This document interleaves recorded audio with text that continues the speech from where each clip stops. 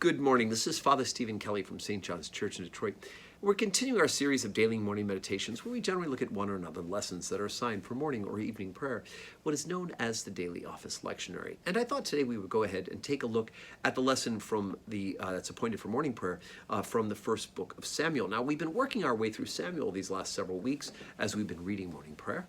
And we know that we've been dealing the last couple of weeks with the tension between Saul and David. Saul was the one whom God anointed through Samuel's work.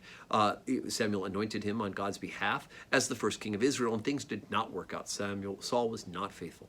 And so Samuel, at God's behest, then anointed David to be his successor, and did so before Saul was off the throne. And so we've been reading the last couple of weeks about all the tension of this because Saul knew he was being replaced. And so we come to the end of Saul's life today in chapter 31.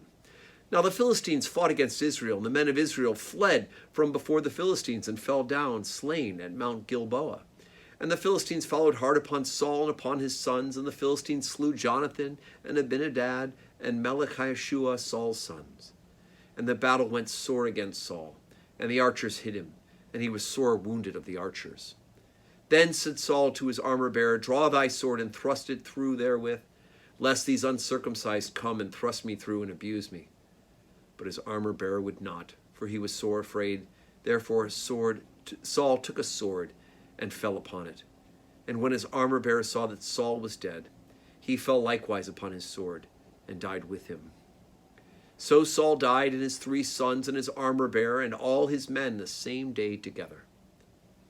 And when the men of Israel that were on the other side of the valley, when they were on the other side Jordan, saw that the men of Israel fled, and that Saul and his sons were dead, they forsook the cities and fled, and the Philistines came and dwelt in them.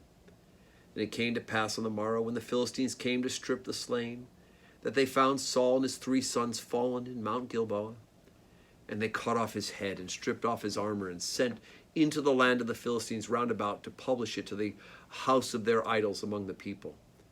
And they put his armor in the house of Ashtaroth, and they fastened his body to the wall of Bethshan.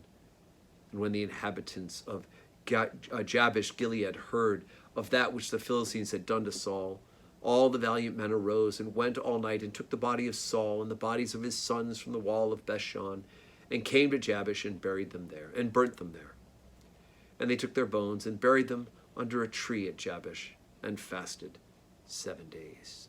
So even though Saul had been unfaithful, there's still a bit of a sorrow by the people of Israel to lose their king.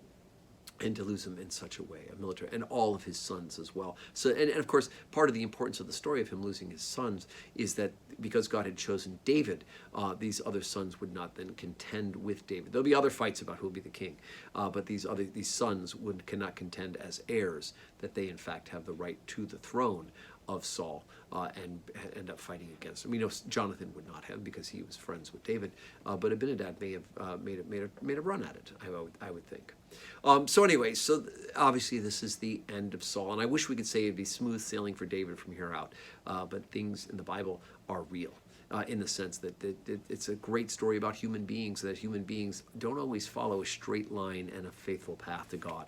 And the Bible records for us their struggles, and the struggles not only of individuals, but of groups of people as well. So we'll keep reading some, because there's not just one book of Samuel, there's 2 of them, and then there's the books of Kings. All follows along that same timeline of this establishment of the kingdom of Israel. And things go good for a while, and then things go really bad. So anyway, so there it is. It's all, it's all the warts and everything else that shows that human beings need God and need him desperately. Today's Monday. We have 12:15 Holy Communion here at St. John's, as well as 5 p.m. evening prayer. And those can be attended both live, or they can be watched online at stjohnsdetroit.org. And of course, I do hope that you are saying your prayers and joining us in reading of the scriptures. And I hope that you have a wonderful Monday. May God bless you.